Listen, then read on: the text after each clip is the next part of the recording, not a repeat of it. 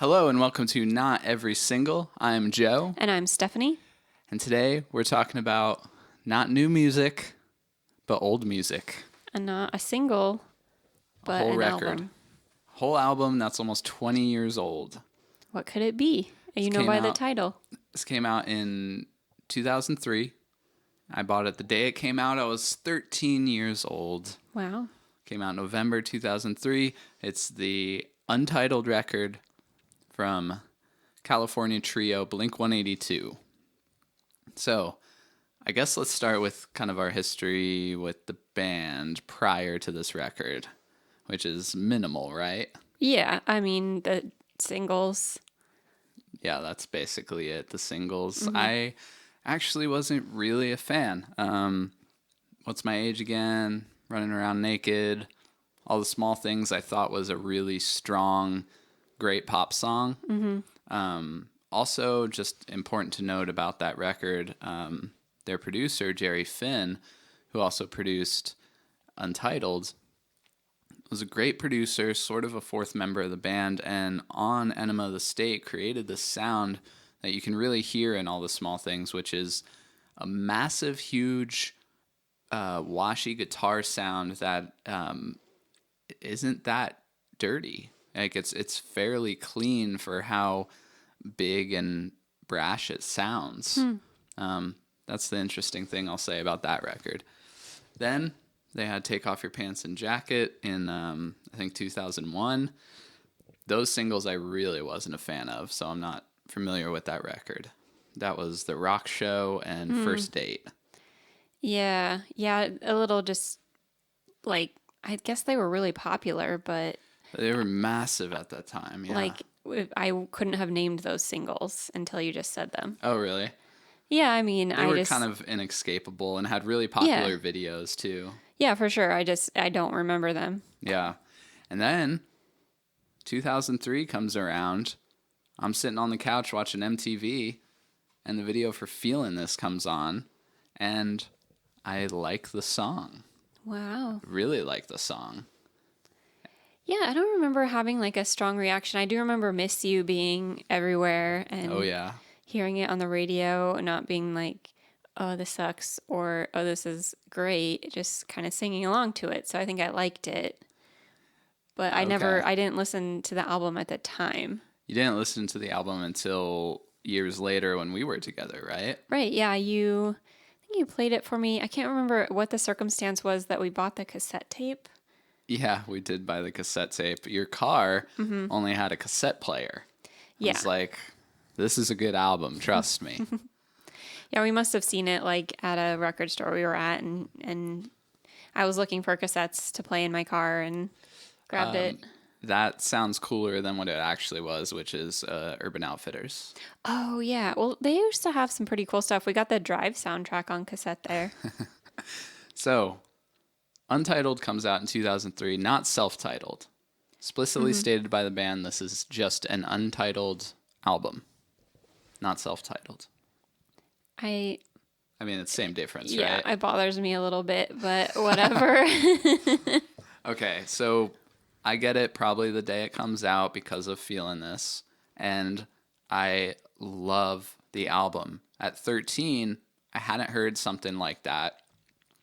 I'm sure you can list off 1,000 things like that, but I'm 13. My access to music is the music store downtown, what I see on MTV, and what my friends are listening to. Pretty much limited to those three things. We had like a family computer with internet. I wasn't really doing stuff on there yet besides MSN chatting with my friends. So this record really blew open a lot of doors for me, and just like it must have been all I was listening to for like a year.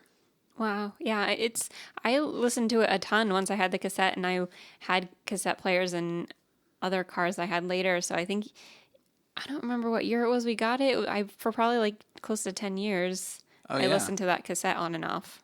Yeah, definitely. It's extremely listenable album. And this is coming from two people who wouldn't say they're Blink-182 fans before or after this record. Yeah. So it's just kind of that one album that I feel like I could talk about all day. I love it. I love every second of it, besides one thing we'll get to. And either side of that in the discography, I'm kind of, I guess ambivalent is the word.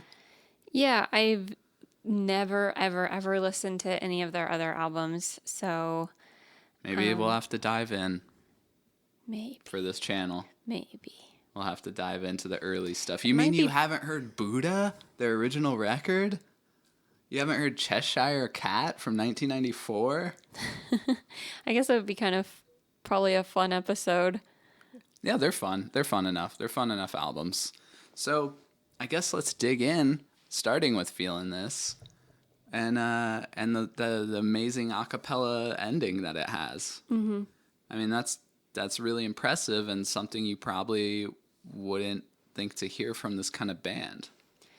Yeah, some of the harmonies and vocal layering and interplay between the two different voices on this album is really, I would say, even beautiful at times. Totally. Which is, again, something you wouldn't expect. And it's almost never the first thing you would think to do, which is, I think going in, like talking about another band, say Green Day. Like Green Day usually does like the harmony you think that they would do almost all the time. Not a bad thing. They're fun, cool, great band. It's like their signature sound. Yeah, but this is a departure from a band in a similar genre doing something completely different vocally. And because there's two singers also, it's a unique opportunity. Yeah, and right out the gate, they tell you, hey, this record is going to have, we're singing different parts together, different parts separately, alternating, Before that, at least my understanding was most of the time it was either a Mark song or a Tom song. And sometimes they would mix. There's a couple of singles where they both sing, but this one was like, oh man, they're both singing and doing really, really great harmonies. And the way that song has the music fade out and showcase that before you get into the rest of the record, I mean, it's a perfect introduction. Yeah, again, talking about openers being really an opportunity for artists to introduce people to an album. And too often the opener just isn't right. And here's a classic case of great opener, great idea. I'm not sure if it was written to be the opener or if it just ended up being ordered that way. I think it was actually, my guess is that it was maybe a safe call because it was the song that sounded most like the older stuff and still had fun lyrics about sex. And that's maybe why it was the lead single and the first song on the record. But I mean, that sample says it all. It says, get ready for action right before the song kicks in. Oh, okay. Remember that little sample?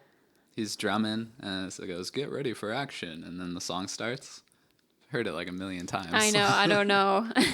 Sorry. So then right after that a cappella, like it almost bleeds into the next song, Obvious. It just starts immediately, and it's this, I know it's in a dropped tuning. I don't know which tuning, but it's just a deep, dark, more emo sounding riff, or chords or whatever. I love that song as well. It's funny because I always just would listen to the tape. I don't actually know what song the title refers to sometimes on this. So, but you remember this one, right? All right, we did a quick refresher, so you know the song names. So yeah, we just decided to talk about this album like less than an hour ago. So we were eating dinner, so I didn't listen, but I know the songs. So Obvious.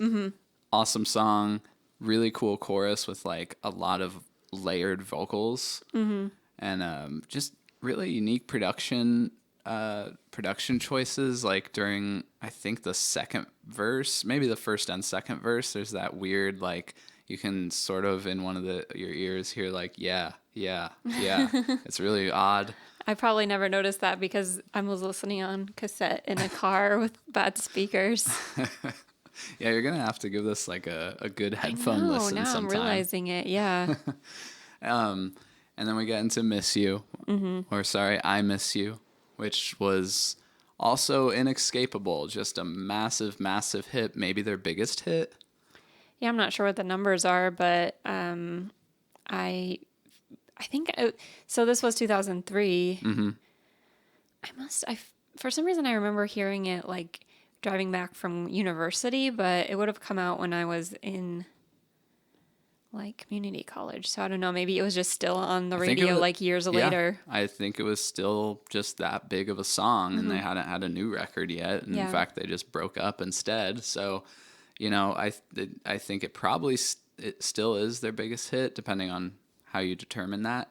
But I encourage everyone, if you dig this album or the song or whatever, go check out the live version from like 2004 that they play on some old show called Pepsi Smash. And you can hear kind of how they sounded live on that tour, which is really fast and intense, and the songs are like different and just like bigger. It sounds very different, and I've showed you that before. Yeah. It kind of turns into an epic rocker. It's interesting because it's just now occurring to me, like, is this Blink's Good Riddance? Not to go back to Green Day again, but you know, it's a more emotional song that got really popular. Yeah, I guess so. I mean, Green Day kind of feels like they've had several at this point. You got Wake Me Up When September Ends and all that. Yeah, but it was their sort of genre busting at the time. You know, Totally. they had nothing like that. They were That's true, this yeah. punk kids that made these like gritty videos and stuff. Gritty videos. Well, they were just like not. Silly. They were silly. I guess just, I mean, that they weren't like high budget productions. Right. All right, we're not going to talk about Yed. Okay, I get it. I get the joke. He says head weird, but he's coming into it from another word. Kind of sounds like Yed. Moving on. Singers sing weird things all the time if you really want to pick it apart. He's got a really unique voice. I mean, I grew up listening to like Smashing Pumpkins and Billy Corgan's like nasally scream. So like, you know, I'm used to any unique voice. I loved Joy Division and his voice. Like, weird voices do not throw me off. I didn't think twice about the Yed thing, and it became a meme like so much later. You know. Yeah, it was. I mean, I don't think people really like. I don't think people were criticizing it so much as then it just like became an easy joke to make. Yeah, I agree. So we're not talking about it. But we're not talking about it. So let's get into Violence, the next song. This song has the coolest verses where Tom is singing, Mark is sitting behind it, sort of like talking the backing vocals. That was a weird sound. I don't even know how I made that Very weird sound. It's so cool. I love the way that these like sounds in the background that are like drops of water or something. Travis is doing some interesting stuff, and it's a very unique sound for them. And then boom, this big traditional rockin' chorus fits perfectly together, in my opinion. And I mean, we haven't really gotten to the lyrics too much yet, but there is definitely a progression across this album, lyric-wise. I mean, there's a progression from What's My Age Again. Yeah. Definitely. But you can't not talk about it. It's true. It's impressive. You know, I don't think they're the greatest lyrics in the world, but there's a clear effort to do something very different and write differently, more personal, more introspective. I guess that's redundant to say, but yeah, it's a huge step forward. And it's kind of brave, you know, these guys, they didn't know what people were going to say. People could be just like, we don't want to hear this, you know, go back to the silly songs. Yeah, totally. We don't want you to be a serious band. That's not what you are. That's a good point. That's a huge gamble that paid off insanely well. I mean, you got singles like Down was a single, Always was a single. Not as massive as I Miss You, but like, even the single choices were brave and it paid off. Yeah, well, I Miss You was the second single. Yeah, I think it went Feeling This, Miss You, Down, Always, I believe. Yeah, so to be, kind of almost right out the gate, like clearly they wanted a song that was a bridge, and then probably the label in particular, from the older stuff to the Yeah. newer stuff, and then I Miss You then was okay, this is a departure, And just, and we're testing the waters. yeah, and probably sold on the strength of the chorus. And that's an interesting structure. You have basically two verses. You have a Mark verse, a Tom verse, chorus, bridge, chorus, end. It's pretty interesting. That is It's not odd. like that chorus is in between those verses. And it's not like a song, it's not like cathartic in the way that you sing it, It's a good song, but the chorus is like so like low key, Yeah, yeah. which is unusual. And Down being a single where the chorus is down, down, down, down. Yeah. Like, I love that song. But yeah, that's a brave choice. And that song goes into what's maybe the most experimental part of the record, which is the Fallen Interlude. I assume and maybe have read that is basically a Travis project, that song. Well, and having again listened to it on cassette, it fills up the last part of the cassette tape before it flips over. So I think that's maybe part of the reason when they did it. It's kind of like an act break. Yeah.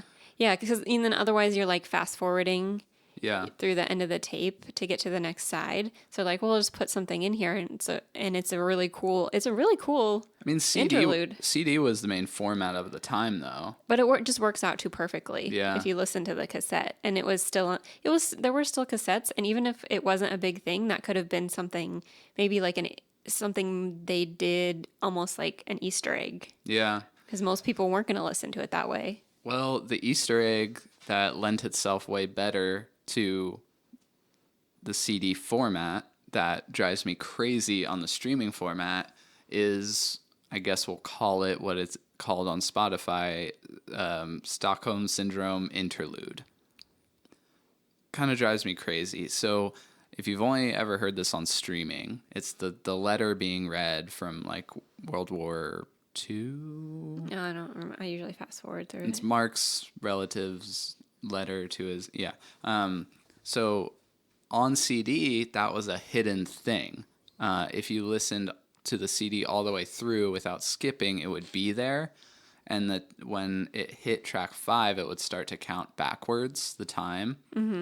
I forget what it was. I think it was called like you could put something between the gap of the songs on a CD that way. But if you were skipping song to song, it would just skip that and go right to Stockholm Syndrome. Yeah. I guess if you're taking the album in as a whole, it's cool and should maybe be there, but it runs a little long. It's too long, and it's annoying. Yeah, I would Not only, a fan. and then having to fast forward through it was really annoying. But yeah. having to listen to it was like annoying too. Yeah. Well, one thing I do like about it is the piano in it doing the bum, bum, bum, bum, bum, bum. And then you get to Stockholm Syndrome and you get that riff. Oh, okay. That's really cool.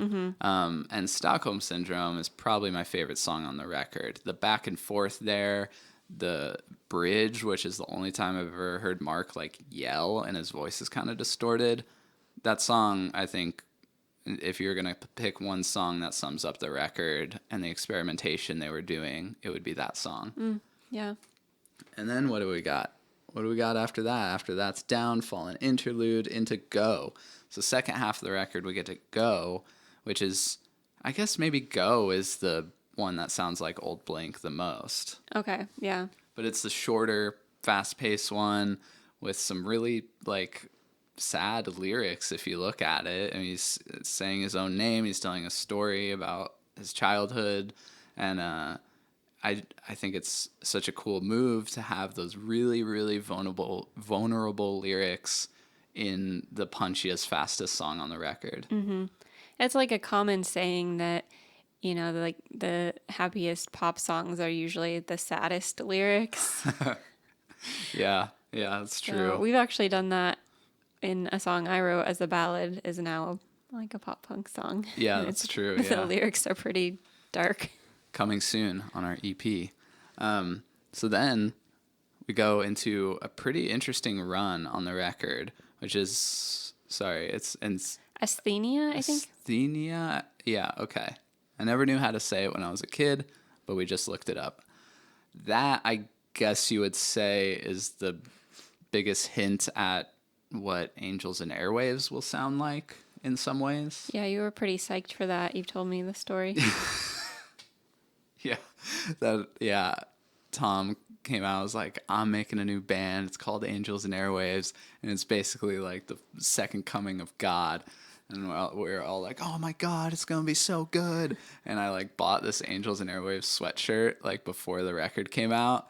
And I would like wear it everywhere. I was so psyched. Like, this is going to be the greatest band ever. And then it came out and I wasn't that into it. And then it became like an around the house pajama sweatshirt, you know? Yeah, you still had it when we met. Yeah, it had holes in it and stuff. I'd like wear it camping. But yeah, I still like that song. I think it's a great song. And then you go into maybe my second favorite, Easy Target, into all of this. That is a hell of a pair. Yeah, Easy Target is such a cool song. I don't know like what more to say that we haven't said about the album, but the energy of it, it's just a fun one to sing along to also. Yeah, there's a lot of aggression in that song, and there's a really cool part, the second half of the second verse, where the guitar takes a back seat and like fades out, and then it's just drums and bass, and they like do this killer harmony going into the second chorus. That was really cool. And then the song goes into all of this, and Robert Smith shows up from The Cure. Are you kidding me? Yeah, one of the most unexpected guesting spots, I would say. And I didn't know at first. I just knew it was another singer. I think maybe I like had an idea. I thought, oh, is this like that guy? And I had to look it up. And yeah, it's a surprising person to have on. And it works really well. It works incredibly well, and I especially love how they handled how they sing on that song. The first chorus is Tom, really cool interplay, just like he has with Mark, and then the second chorus is both of them. And yeah, I love everything about it. I love how it ends on this weird drum thing and just like do do do do do, and it just kind of like it almost feels like a thud of an ending, just like bleh, but it really works. Yeah. Yeah, you were curious about because you never looked up why he was on it before, so you looked it up just before we started filming. Yeah, they sent him the song and didn't think that he would. They said, I didn't think you would say yes because of like our kind of humorous nature of our previous work, and he said something like, no one knows what songs you are going to make, and no one knows the full potential of this band. I really like the music you sent me. So, I mean, that's all the validation you need, And he was kind of right, but then they didn't. And then they just do didn't. Broke up instead. Yeah. Maybe we'll talk about that in another video, because talk about potential and momentum. That next record could have really been something. But no, instead there was a divergence, and then a reunion, and then another breakup, and then a new member guy, and yeah, it's just been kind of a mess since then. I mean, a tale as old as time, a band that can't true. get it together. It's really hard to be in a band with people. What are you talking about? We never had one argument. We've never had one disagreement. Everything's perfect 100% of the time. I mean, and even aside from personality, just like logistically too, it's really hard. Yeah. People have their own lives. That's one thing that makes it easier for us because we're together, so we don't have to like consult another person with a totally different schedule. We know, especially now, obviously we don't have other jobs. But even before, it was just the two of us. If we were offered a show, we didn't have to, track somebody down. and see if they could play the show and never hear back from them. Obviously, this is not a problem they would have had at this point in their career, but just saying, Yeah. maybe someone wants to spend time with their family or wants to, do something different, wants to go do a different project or whatever, and then the other people are just kind of stuck. But it's natural for people to want to go off and do these things. So it baffles me that some of these bands actually stay together for like their whole lives. Rolling Stones. Yeah. Same members. Yeah, it is crazy. And it's a good point. And I think that was pretty much the case of what happened there. Well, I mean, we got to talk about the closer. I know we kind of skipped over Here's Your Letter. I don't have too much to say about that one. If I had to pick a weakest, I'd say it's that. But still, I would not cut any songs. I love every second of it. But I'm Lost Without You. The closer is really something, right?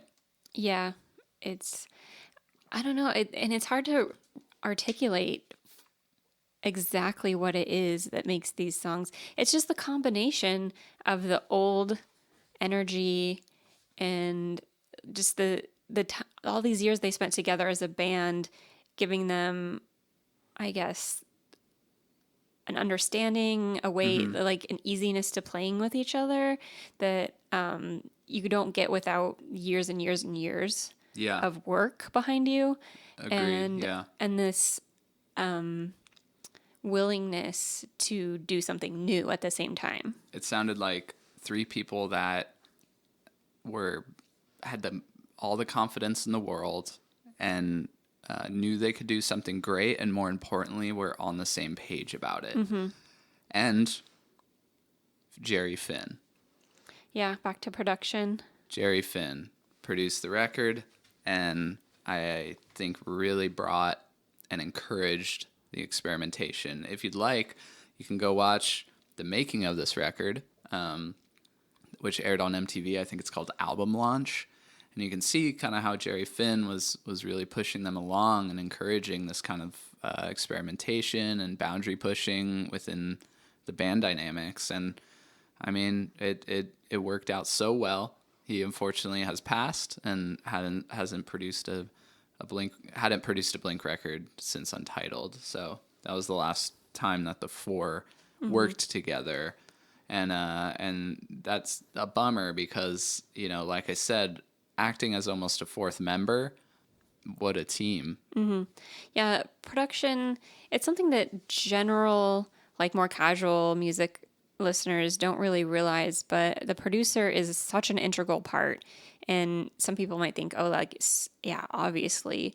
But I think there's a lack of understanding sometimes in how, like, one album being better than the other by a specific artist, you go, what was it? And oftentimes it's the producer, and the producer, that's another personality, another kind of work ethic, another creative force that you have to somehow find someone that meshes with all these people that are already in the band. Yeah, it's the planets really have to align correctly, and in this case, they totally did. And just timing, everything worked out. It just happened perfectly. That's not even getting into stuff like art direction. I mean, what a perfect representation of how this album feels and sounds as the album cover, which I know was like an LA street artist that Travis brought in, and he kind of like helmed the art direction of the record. It was just so collaborative, you know? I remember Travis saying, like, the other records, I would show up for 2 days, lay my drums down, and then, like, go work on another project while they did everything else. But, like, they were living in a house together for, like, a year, just, like, being creative and having fun and making this stuff. There was turntables and synthesizers around, you know? That's how we like to make music. Yeah, just have stuff around and be like, oh, let's work on this. Yeah, sometimes you want to pick up the weird thing, and your song starts to change. So that's our opinion on the Untitled record from 2003 by Blink-182. Maybe we'll talk about them again someday, but I'm sure we'll talk about some new music next. So stay tuned. I'm Joe. And I'm Stephanie. This is Not Every Single. See you next time.